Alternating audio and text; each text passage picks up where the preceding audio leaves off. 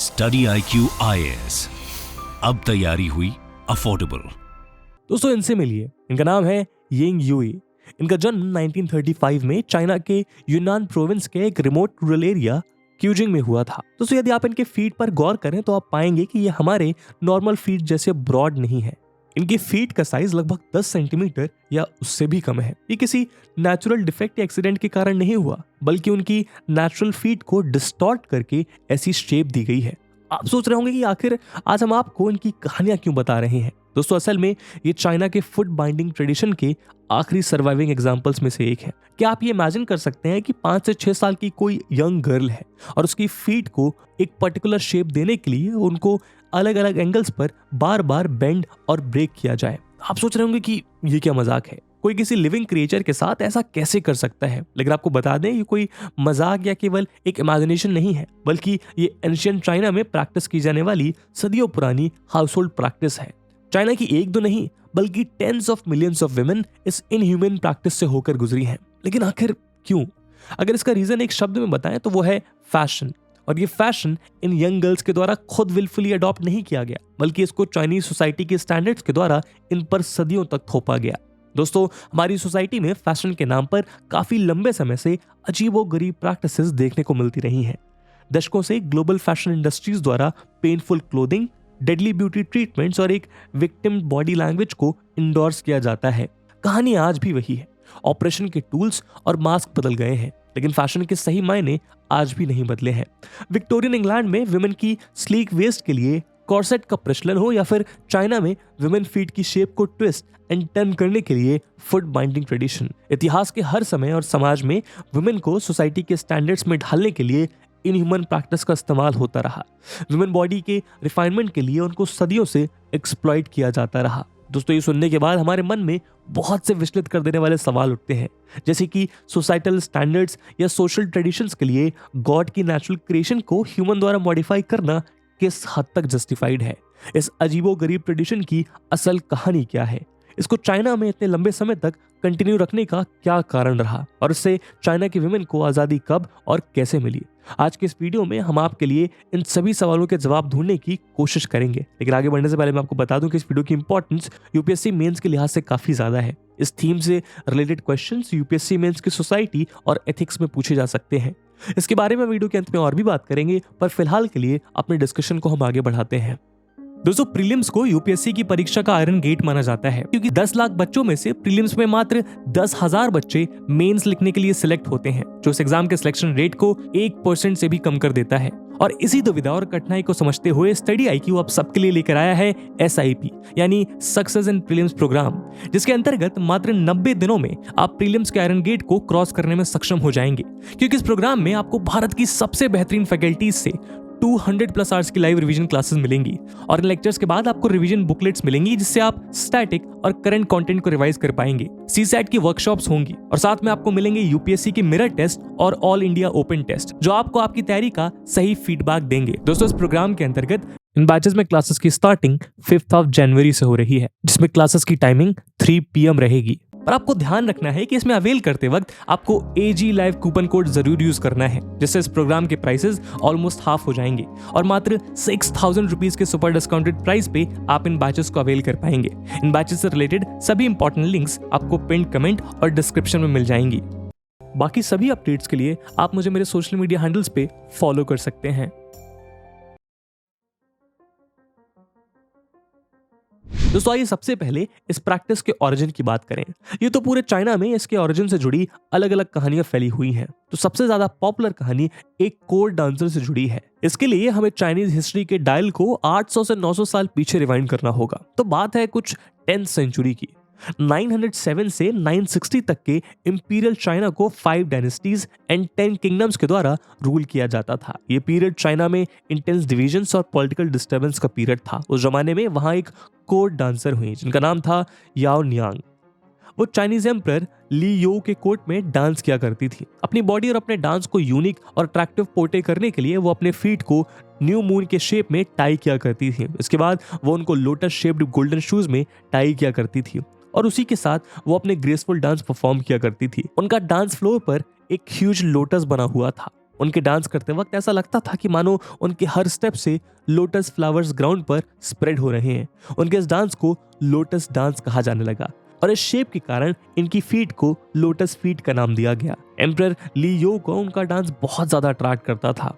कुछ सोर्सेस कहते हैं कि याओ ने खुद अपने फीट को कभी बाइंड नहीं किया, बल्कि एम्परर ली यो ने उनके फीट और डांस से अट्रैक्ट होकर उसको लोटस फीट का नाम दिया और यहीं से ये टर्म पॉपुलर हुआ। कहा जाता है कि फुट बाइंडिंग का ट्रेडिशन याओ नियांग के सक्सेस से ही इंस्पायर हुआ। याओ नियांग से इंस्पायर होकर कोर्ट में मौजूद बाकी वेल्दी फीमेल्स भी अपनी फीट को टाई करने लगी। यहीं से इसको एलीट ग्रुप के एक स्टेटस सिंबल की तरह प्रमोट किया जाने लगा। बहुत से रिलीजन्स में इसको कल्चरल सुपीरियोरिटी से भी जोड़कर देखा जाने लगा।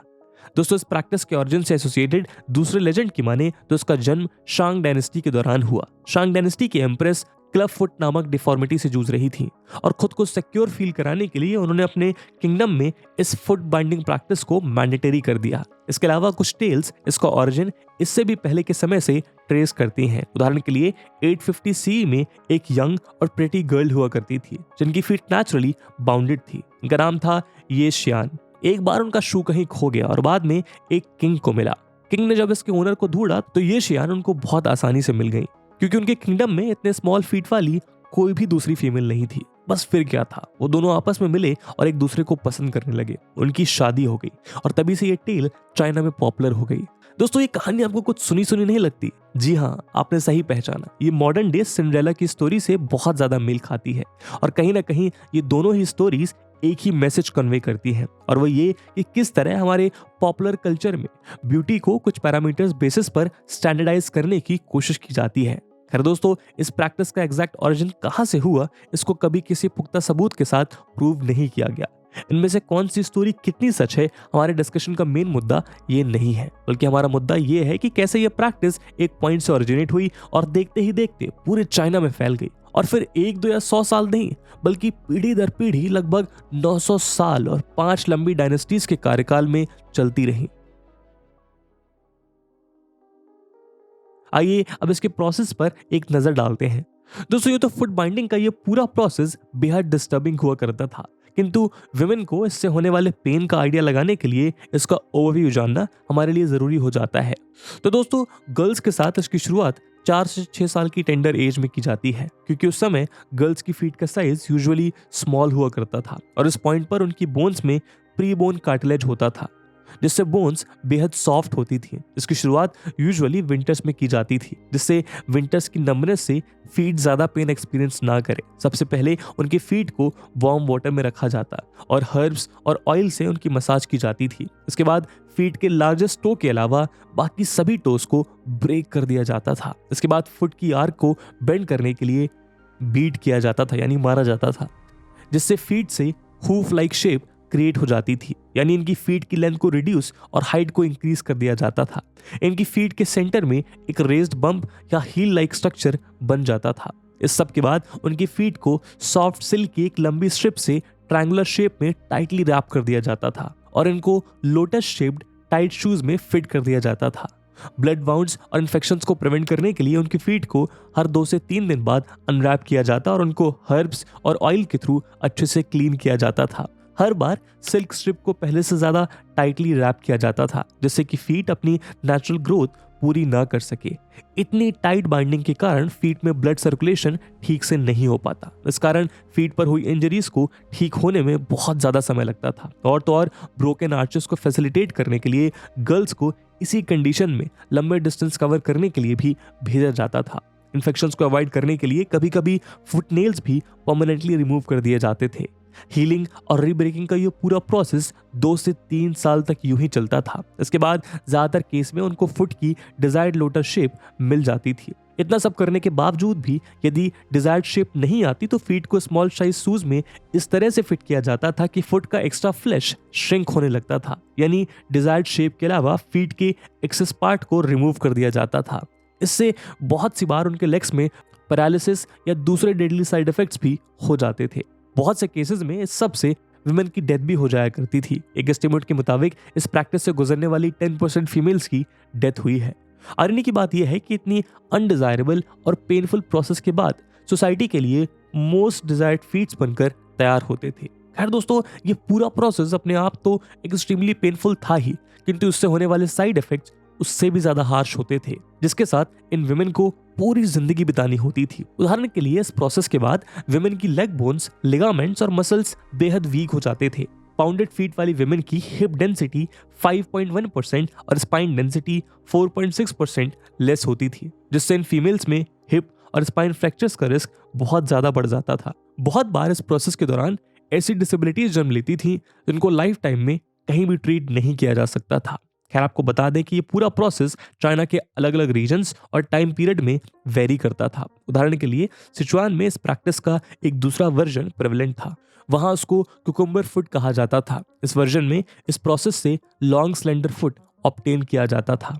इसमें टोस को फुट के नीचे फोल्ड कर दिया जाता था, किंतु एंकल या हील्स के साथ छेड़छाड़ नहीं की जाती थी। इसके अलावा चाइना के मांचू वुमेन के बीच इस प्रैक्टिस का एक डिफरेंट और लेस पेनफुल वर्जन पॉपुलर था। वो केवल अपनी फीट को टाइटली रैप करती थी और उसके साथ फ्लावर बाउल नाम के एक पर्टिकुलर प्लेटफॉर्म शूज पहनती थी। ये सब भी लॉन्ग स्लेंडर फुट ऑब्टेन करने के लिए किया जाता था। ओवरऑल ये प्रैक्टिस चाइना के सदर्न पार्ट से ज्यादा नदर्न पार्ट में पॉपुलर हुआ करती थी। और तो और कुछ रीजन्स में विमेन इसको लाइफ टाइम के लिए प्रैक्टिस करती थी, जबकि कुछ में इसको केवल मैरिज तक ही फॉलो किया जाता था। तो आप देख सकते हैं कि एक ट्रेडिशन को देश के अलग अलग कोनों में बहुत अलग अलग वेरिएशंस के साथ फॉलो किया जाता है। लेकिन वो जो भी हो, एक बार फुट बाइंडिंग होने के बाद उसको रिवर्स नहीं किया जाता था, क्योंकि जितना पेन उसको अचीव करने में बियर किया गया, इसको रिवर्स करना उससे कहीं ज्यादा पेनफुल और रिस्की हो जाता था। इसलिए कभी कोई विमेन इसको रिवर्स करने का ख्याल लाती भी नहीं थी। दोस्तों, इस अकाउंट को सुनने के बाद आपको यह सवाल जरूर परेशान कर रहा होगा कि आखिर इस पेनफुल ट्रेडिशन का कारण क्या था। इसको लेकर भी अलग अलग सोर्सेज से हमें अलग अलग अकाउंट्स मिलते हैं। तो दोस्तों, जैसा कि हमने देखा, इसकी शुरुआत एक मामूली कोड प्रैक्टिस के रूप में हुई और शुरुआत में इसको वेल्थ, प्रॉस्पेरिटी, एलीटनेस के सिंबल की तरह परसीव किया जाने लगा, किंतु धीरे धीरे उनकी सोसाइटी का लोअर स्ट्रेटा भी इसको इमिटेट करने लगा। दोस्तों, ये चीज हमें दुनिया की ज्यादातर सभी सोसाइटीज में देखने को मिलती है। सोसाइटी या ग्लोबल ऑर्डर का so called lower strata upward mobilization के लिए अक्सर अपर स्ट्रेटा को इमिटेट करने की कोशिश करता है। उदाहरण के लिए आज थर्ड वर्ल्ड सोसाइटीज में अपनी आम जिंदगी में वेस्टर्न फूड, वेस्टर्न क्लोथिंग या उनके वे ऑफ लिविंग को एक आइडियल स्टैंडर्ड मानकर उनको अडॉप्ट करने की कोशिश करता है। मॉडर्नाइजेशन या वेस्टर्नाइजेशन इसका एक पॉपुलर एग्जाम्पल है। फिर अपनी स्टोरी पर वापस आएं तो इस तरह आगे चलकर इसको चाइनीज सोसाइटी में बड़े लेवल पर एक्सेप्ट किया गया। वेल्थ और एलिटनेस के अलावा ये एक आइडियल फेमिनिटी को भी दर्शाने लगा। स्मॉल लोटस शेप्ड फीट को ब्यूटी के टॉप नॉच स्टैंडर्ड्स के साथ इक्वेट किया जाने लगा। जाहिर है कि मैरिजेस के लिए भी ये एक यार्डस्टिक में तब्दील हो गया। फैमिलीज में यंग गर्ल्स को शुरुआत से ही कहा जाने लगा कि यदि उनकी फीट आइडियल नहीं होगी तो उनसे कोई मैरिज नहीं करेगा। आपको जानकर हैरानी होगी कि ये फुट साइज एक सोशल करेंसी में तब्दील हो गया। जिस फीमेल की फीट 3 इंचेस की होती थी उसको गोल्डन लोटस कहा जाता था और उसको सबसे डिजायरेबल ब्राइड माना जाता था। इसके बाद जिनकी फीट 4 इंचेस की होती थी उनको सिल्वर लोटस कहा जाता था। ये रिस्पेक्टेबल तो था, लेकिन ये फीमेल्स लेस डिजायरेबल ब्राइड्स की कैटेगरी में आती थी। इसके बाद जिनकी फीट 5 इंचेस या उससे बड़ी होती थी उसको आयरन लोटस कहा जाता था और ऐसे फीमेल के मैरिजेस के चांसेस बहुत कम हो जाते थे। कहा जाता है कि गोल्डन लोटस मैरिज में प्रॉस्पेरिटी और वेल्थ लेकर आता है और ये फैमिली की अपवर्ड मोबिलिटी में मदद करता है। दोस्तों, स्टेटस और वेल्थ के अलावा इस प्रैक्टिस के साथ सेक्सुअल ओवरटोन्स भी जुड़ी हुई थी। बायोलॉजिकली देखा जाए तो ये फुट बाइंडिंग प्रैक्टिस फुट की शेप को ऑल्टर करने के साथ साथ वॉकिंग के एक पर्टिकुलर स्टाइल को ही सपोर्ट कर पाती थी। फुट बाइंड होने के बाद वॉक को सपोर्ट करने के लिए गर्ल्स को स्ट्रॉन्ग थाइज और बटक मसल्स की जरूरत होती थी, तो वो अपने आप इवॉल्व हो जाती थी। साथ ही इतनी पॉइंटेड फीट के साथ चलते टाइम गिरने से बचने के लिए इन गर्ल्स को छोटे छोटे केयरफुल स्टेप्स लेने पड़ते थे, जिससे उनकी इनर थाइज और पेल्विक मसल्स टाइटन हो जाती थी। इन रीजंस की वजह से मेल फुट बाउंडेड वुमेन से सेक्सुअली अट्रैक्ट होते थे। इसके अलावा यह भी कहा जाता था कि फुट बाइंडिंग प्रैक्टिस के बाद इन वुमेन की बॉडी में ब्लड फीट के बजाय लेग्स, हिप्स और यूट्रस में बेटर सप्लाई इंश्योर कर पाता था। तो उनके मुताबिक ये प्रैक्टिस वुमेन की फर्टिलिटी को इंप्रूव करने में भी हेल्प करती थी। लेकिन दोस्तों, यहाँ नोट करने वाली बात यह है कि इस ट्रेडिशन के पीछे एक बड़े लेवल पर आइडियल ब्यूटी स्टैंडर्ड्स और सेक्सुअल अट्रैक्टिवनेस को कोट किया गया।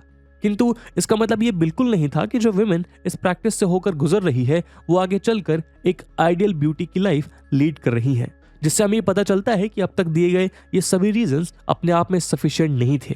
इस प्रैक्टिस के इतने लंबे सब्सटेंस के पीछे एक और मेजर पुश फैक्टर काम करता है, और वो फैक्टर था इनबाउंडेड फीट वाली विमेन की इकोनॉमिक वैल्यू। ये अपने आप में एक इंपॉर्टेंट इकोनॉमिक पर्पस सर्व किया करती थी। जी हाँ दोस्तों, असल में जैसा कि हमने अभी देखा कि फीट बाइंडिंग के प्रोसेस के दौरान विमेन बॉडी में कुछ सीवियर डिफॉर्मिटीज जन्म लेने लगी थी, जिसकी वजह से उनकी मोबिलिटी भी रेस्ट्रिक्ट हो जाती थी। वो बहुत आसानी से चल फिर या फिर सभी फिजिकल एक्टिविटीज नहीं कर पाती थी, जिसकी वजह से उनको फैमिलीज के मेल मेंबर पर डिपेंडेंट रहना पड़ता था, और ये अपने आप में फीमेल रिप्रेशन का सबसे बड़ा सिंबॉलिक जेस्चर था। किंतु उसके अलावा फुट बाइंडिंग की वजह से यंग गर्ल्स और विमेन ज्यादातर टाइम घर पर बैठकर स्पेंड किया करती थी। इस कारण कंट्री साइड में 7 से 8 साल की उम्र में यंग गर्ल्स से वीविंग, स्पिनिंग और हैंड निटिंग जैसे इकोनॉमिक एक्टिविटीज कराई जाती थी। वो कई कई घंटों तक बैठकर यार्न, क्लोथ, मैट, शूज और फिशिंग नेट्स जैसे मार्केटेबल गुड्स प्रोड्यूस किया करती थी। कुछ सेक्शन जिसके पीछे यंग गर्ल्स को डिसिप्लिन करने का बहाना भी देते थे। गर्ल्स को बताया जाता था कि इस सब से उनकी अच्छी मैरिज के चांसेस इंप्रूव होते हैं, वो एक बेटर मैरिजेबल लाइफ के लिए तैयार होती है। किंतु असल में ये फैमिली के लिए एक अच्छी इनकम सोर्स प्रोड्यूस करती थी। लॉरेल बॉसन अपनी book bound feet young hands में कहती हैं कि इस ट्रेडिशन के रियल रीजन को समझने के लिए हमें हैंड्स और फीट्स को लिंक करना होगा। वो कहती है कि फुट बाउंड वुमेन को आइडियल सेक्सुअल ट्रॉफीज की तरह प्रेजेंट करना हिस्ट्री का ग्रेव डिस्टॉर्शन है। ये विमेन चाइनीज हाउसहोल्ड्स के लिए वैल्यूएबल हैंडवर्क का इंपॉर्टेंट टूल बन जाती थी, और यही कारण है कि इस प्रैक्टिस को इतने लंबे समय तक सस्टेन किया गया। ये सबसे ज्यादा उन्हीं रीजन्स में इंडोर किया गया जहां पर इन गुड्स का प्रोडक्शन एक लंबे समय तक घरों में होता रहा। लेकिन समय के साथ जब मशीन्स और फैक्ट्रीज का आगमन हुआ और लोगों के लिए फैक्ट्री मेड फॉरेन इंपोर्ट्स ज्यादा अफोर्डेबल हो गए, तो विमेन के हार्डवर्क की इकोनॉमिक वैल्यू खत्म होने लगी। आप में से कुछ लोग अब तक ये सोच रहे होंगे कि क्या इतने लंबे समय में कभी किसी ने सबके अगेंस्ट अपनी आवाज नहीं उठाई। तो दोस्तों ऐसा नहीं है। चाइनीज हिस्ट्री में समय समय पर ऐसे बहुत से स्कॉलर्स और रिफॉर्मर्स हुए जिन्होंने इस ट्रेडिशन को बैन करने की मांग की। 1668 में चाइनीज एम्परर कांगशी ने भी इसको बैन करके खत्म करने की कोशिश की, किंतु ये चाइनीज सोसाइटी में इतना डीपली वाइड स्प्रेड हो चुका था कि इसको लोगों की मेंटालिटी से खत्म करना बेहद मुश्किल था। इसलिए शुरुआत में ये बैन फेल हुआ, इसलिए उन्होंने ये रेस्ट्रिक्शंस वापस ले लिए। चाइना की मॉडर्न हिस्ट्री में भी ऐसे रिबेलियंस के कई रिकॉर्ड्स दर्ज हैं। उदाहरण के लिए 19th सेंचुरी में हुए ताइपे रिबेलियन में भी चाइनीज लीडर्स ने इसको बैन करने की मांग की। यहाँ तक कि चाइना के कॉलोनियल पीरियड के दौरान क्रिश्चियन मिशनरीज ने भी इस प्रैक्टिस को खूब डिस्करेज किया। 20th सेंचुरी के अर्ली ईयर्स में मिशनरीज और रिफॉर्मर्स द्वारा इसके अगेंस्ट बड़े लेवल पर कैंपेनिंग की गई। इसके चलते 1911 में हुए नेशनलिस्ट रिवॉल्यूशन के बाद 1912 में चाइना की नेशनलिस्ट गवर्नमेंट ने इसको पूरी तरह से बैन कर दिया, किंतु ये प्रैक्टिस अभी भी एक ग्रैंड स्केल पर जारी रही। दोस्तों यहाँ नोट करने वाली बात यह है कि इस प्रैक्टिस को सस्टेन करने में खुद विमेन का एक बहुत बड़ा रोल था, और ये बात दुनिया की सभी सोसाइटीज पर लागू होती है। दुनिया के कोने कोने से हमें इस चीज के सबूत मिलते हैं कि कैसे पैट्रियार्कल वैल्यूज और प्रैक्टिसेस को मेन से ज्यादा खुद विमेन के द्वारा सस्टेन किया गया। आज भी फुट बाउंडेड विमेन का इंटरव्यू लिया जाता है तो वो बताती हैं कि कैसे उनके ऊपर ये पूरा प्रोसेस उनकी मदर्स के द्वारा परफॉर्म किया जाता था। विमेन ऐसे ट्रेडिशन में ज्यादा इमोशनली इन्वेस्टेड होती थी। ये भी एक कारण है कि कैसे इन प्रैक्टिसेस ने सोसाइटीज को इस तरह जकड़ कर रखा था। खैर यहाँ राहत की बात यह है कि कम्युनिस्ट चाइना के एस्टैब्लिशमेंट के साथ 1949 में इस इनह्यूमन प्रैक्टिस को पूरी तरह से आउटलॉ कर दिया गया। उसके बाद से इस प्रैक्टिस की पॉपुलैरिटी तेजी से गिरने लगी। यहाँ बॉसन का मानना है कि इन आइडियोलॉजिकल कैंपेन्स के बजाय बाउंडेड विमेन की गिरती इकोनॉमिक वैल्यू इस ट्रेडिशन के डिमाइस की असल वजह बनी। 1999 में चाइना में लोटस शूज बनाने वाली लास्ट फैक्ट्री भी शट डाउन कर दी गई। 21st सेंचुरी के टर्न तक आते आते चाइना में फुट बाउंड विमेन का नंबर भी ड्रास्टिकली रिड्यूस हो गया। आज चाइना में बहुत कम ही विमेन बची हैं जो सदियों पुरानी ट्रेडिशन का लाइव एग्जाम्पल प्रेजेंट करती हैं। तो दोस्तों आज की कहानी थोड़ी डिस्टर्बिंग जरूर थी, लेकिन ये हमें बताती है कि चाहे टाइम और प्लेस कोई भी हो, विमेन की बॉडी को समाज की ब्यूटी स्टैंडर्ड्स में पिरोने का काम हमेशा से ही बहुत पेनफुल रहा है। और केवल विमेन ही नहीं बल्कि ह्यूमन सोसाइटी के लगभग हर वल्नरेबल सेक्शन को हर समय और समाज में अपने एग्जिस्टेंस और सर्वाइवल के लिए इस तरह के डेडली स्ट्रगल से गुजरना पड़ा है। दोस्तों इस मुद्दे पे आपका क्या ओपिनियन है कमेंट सेक्शन में जरूर बताइएगा। और जैसे कि वीडियो के पहले भाग में आपसे कहा गया था कि इस वीडियो की इंपॉर्टेंस यूपीएससी मेंस के लिहाज से काफी ज्यादा है, तो उसी इंपॉर्टेंस को देखते हुए एक सवाल हम आपके लिए छोड़कर जा रहे हैं। And the question is, fashion industry has always thrived by establishing stereotypical and regressive standards for women's body. discussed. And with this question, my friends, that's it for the video. I hope आपको video पसंद आई होगी, और अगर पसंद आई है तो अपने दोस्तों के साथ शेयर करना मत भूलिएगा। हम मिलते हैं अगले वीडियो में, तब तक के लिए जय हिंद, जय भारत।